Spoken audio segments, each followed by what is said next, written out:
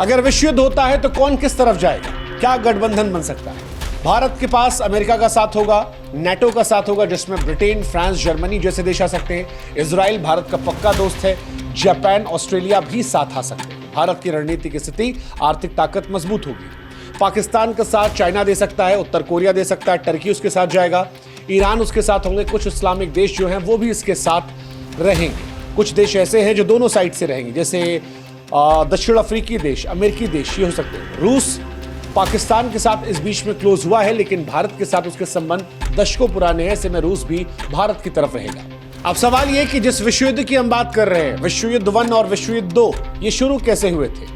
इनकी शुरुआत को समझना जरूरी है अगर इनसे हम बचना चाहते हैं। खासतौर पर भारत और पाकिस्तान के संदर्भ में तो समझना बहुत जरूरी, क्योंकि यहां पर एक छोटी सी गलती इसकी आशंका पैदा कर सकती है। फर्स्ट वर्ल्ड वॉर और सेकेंड वर्ल्ड वॉर इतिहास के सबसे विनाशकारी संघर्ष थे। दोनों की शुरुआत छोटी छोटी चिंकारियों से हुई थी। जैसे फर्स्ट वर्ल्ड वॉर 1914 से 1918 तक गया था। ऑस्ट्रिया हंगरी के आर्क ड्यूक फ्रांस की हत्या ने यूरोप में तनाव भड़का दिया था, और इसी के बाद इसे विश्व युद्ध की चिंगारी में बदलते देखा गया। नतीजा जैसा हमने बताया, 1.5 करोड़ से अधिक लोगों की मौत। सेकेंड वर्ल्ड वॉर, हिटलर के विस्तारवादी नीतियां, पोलैंड पर जर्मनी का हमला, और उसके बाद ये विश्व युद्ध में तब्दील हुई। 7 से 8 करोड़ लोगों की मौत हो गई।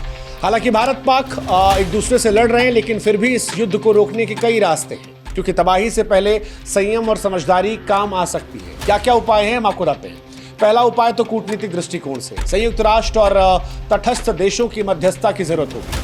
कूटनीतिक दृष्टिकोण दुनिया में किसी भी युद्ध को रोकने का सबसे पुराना और प्रभावी हथियार है। रूस और यूक्रेन लड़ रहे थे, तब भारत ने भूमिका निभाई थी। भारत ने दोनों संवाद किया था। अब भारत और पाकिस्तान के बीच में जब कमजोर कम्युनिकेशन है, तो दुनिया के और बड़े देश इस बीच में अपनी भूमिका निभा सकते हैं। भूमिका संयुक्त राष्ट्र भी निभा सकता है। संयुक्त राष्ट्र ने इससे पहले भी इंडिया और पाकिस्तान में युद्ध को रोका है, कई बार रोका है, और इस बार भी वो अपनी अहम भूमिका कर सकता है। जैसे 1965 और 1971 में भारत पाक युद्धों के बाद यूएन ने मध्यस्थता करवाई थी। 1965 में ताशकंद समझौता और 1971 में शिमला समझौता हुआ था, जिसके बाद भारत और पाकिस्तान में शांति बनाने की कोशिश की गई थी। हालांकि इसमें भी चुनौतियां हैं, क्योंकि यूएन में अमेरिका, चीन, रूस परमानेंट मेंबर है और वो अपना अपना हित देखेंगे। चीन पाकिस्तान का समर्थन करेगा, अमेरिका इंडिया की तरफ झुकेगा। ऐसे में क्या यूएन की तरफ से कोई निष्पक्ष सुझाव आ सकता है? ये थोड़ा मुश्किल हो सकता है। वैश्विक दबाव हो सकता है। अमेरिका और चीन अपने प्रभाव से दोनों देशों को शांत कर सकते हैं, कंट्रोल कर सकते हैं, दोनों को बुलाकर मीटिंग करवा सकते हैं और एक सही जगह पर युद्ध रुकवा सकते हैं। पाकिस्तान पर आर्थिक प्रबंध से भी काम चल सकता है। पाकिस्तान वो देश है जो पैसों के मामले में बिल्कुल भिखारी बन चुका है, उसके पास पैसे नहीं है। ऐसे में अगर दुनिया उसे फंड करना बंद कर देती है, या ग्रे लिस्ट में डाल दिया जाता है, या आतंकवाद को लेकर उस पर एक्शन ले लिए जाते हैं, FATF की ग्रे लिस्ट में उसे डाल दिया जाता है वापस, तो फिर पाकिस्तान शांत हो सकता है। जन आंदोलन भी काम कर सकते हैं अगर दोनों देशों की जनता शांति के सड़कों पर उतरे।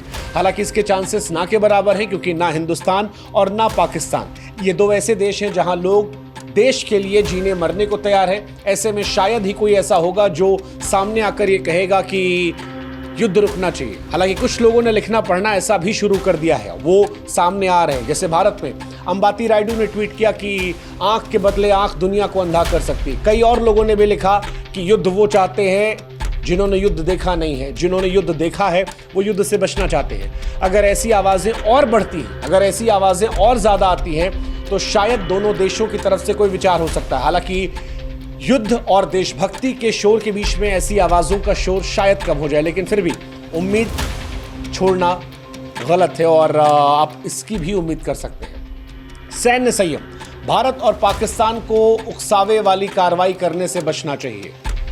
यह भी एक समाधान हो सकता है। भारत पाकिस्तान अगर युद्ध लड़ भी रहे हैं तो वो एक हिस्से को लेकर लड़े, रिहायशी इलाकों से बचें। ताकत सेना के बीच में टेस्ट हो, मासूम लोगों पर इसका प्रयोग ना किया जाए, क्योंकि अगर ये प्रयोग हुआ तो ये विश्व युद्ध की चिंगारी को जला सकता है। लेकिन आखिर में जो सवाल सबसे मौजूद है वो यही कि क्या हम राख से पहले शांति को चुन सकते हैं? क्योंकि भारत और पाकिस्तान के बीच वर्तमान तनाव ऐसे चौराहे पर खड़ा है जहां से लौटना लगभग असंभव है। इतिहास ने हमें बार बार सिखाया है कि युद्ध सिर्फ सरकारें नहीं बल्कि सभ्यताएं हारती हैं। वर्ल्ड वॉर 1 एक गोली और वर्ल्ड वॉर 2 एक तानाशाह के लालच से शुरू हुआ था। करोड़ों की जान ली, पीढ़ियां तबाह कर दी।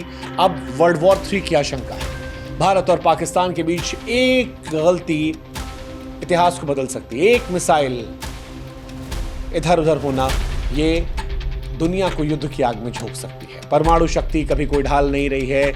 ये वो विस्फोटक है जो मानवता की रेत पर टिक चुका है। भारत और पाकिस्तान के बीच इतनी ताकत है कि 5-10 मिनट की प्रतिक्रिया में दुनिया से नक्शा बदल सकता है। दिल्ली, कराची, लाहौर, मुंबई जैसे शहर मिट्टी में मिल सकते हैं। रेडिएशन की चुप्पी आने वाली पीढ़ियों को भी सुनाई पड़ेगी। ऐसे में क्या इस युद्ध को रोका जा सकता है?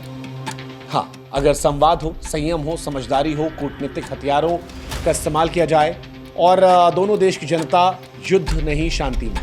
अगर भारत और पाकिस्तान ये समझें कि दुश्मन एक दूसरे के भीतर नहीं बल्कि अविश्वास और कट्टर सोच के भीतर है। अगर पाकिस्तान आतंकवाद को खत्म कर दे तो हिंदुस्तान उसके साथ शांति समझौता कर ले, क्योंकि अगर ये शांति समझौता नहीं होता है और इस बार कोई गलती होती है तो शायद गलती की कोई गुंजाइश नहीं होगी, क्योंकि इस बार युद्ध शुरू हुआ तो कोई विजेता नहीं बचेगा, सिर्फ बचेंगी तो राख राख राख। इसलिए वक्त है इतिहास से सीखने का, क्योंकि अगर नहीं सीखे तो हिंदुस्तान पाकिस्तान ही नहीं, एशिया और पूरी दुनिया शायद जल उठेगी। हमें तय करना है कि क्या हम मिलकर इतिहास बना सकते हैं या इतिहास के पन्ने पर खून की स्याही से अपना नाम दर्ज कर सकते हैं।